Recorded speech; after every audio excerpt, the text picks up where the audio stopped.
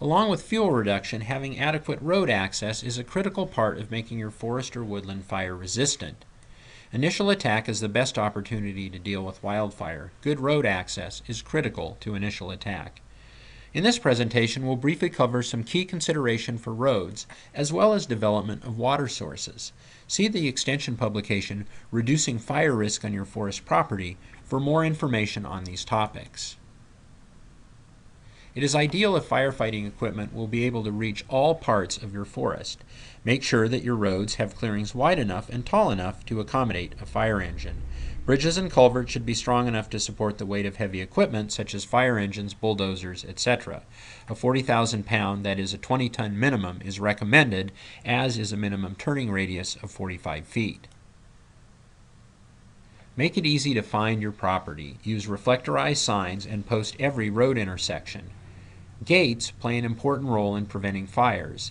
They limit unsolicited vehicle traffic on your forest roads, thereby reducing the chance of unwanted fire starts.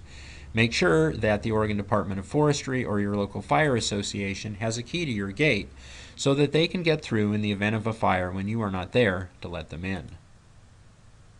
Firefighters might not even enter a well-designed road if it is overgrown with vegetation.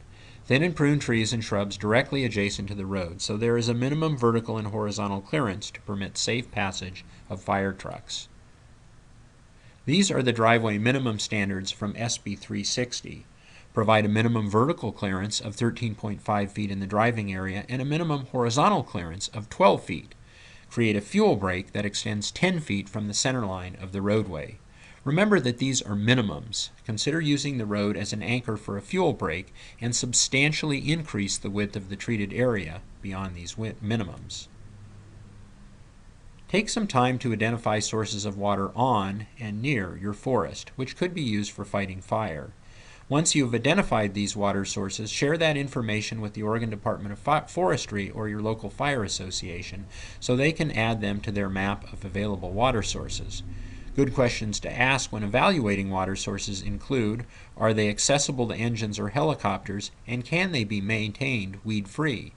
If your water source is a storage tank, be sure to check that the fire hose fittings of ODF or the fire association will match your storage tank hookups. This is an example of a homemade fire wagon. It was built for under $1,000. There is a 400-gallon tank with a pump that sprays water about 50 feet.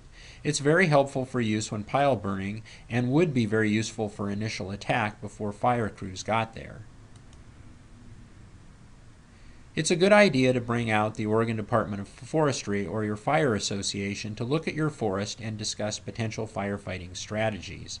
This is your chance to show them the location of your gates, special resources to protect, roads, water sources, and fuel breaks. Take notes during your meeting and share a copy with your fire association or ODF. These notes can serve as a fire plan for your property.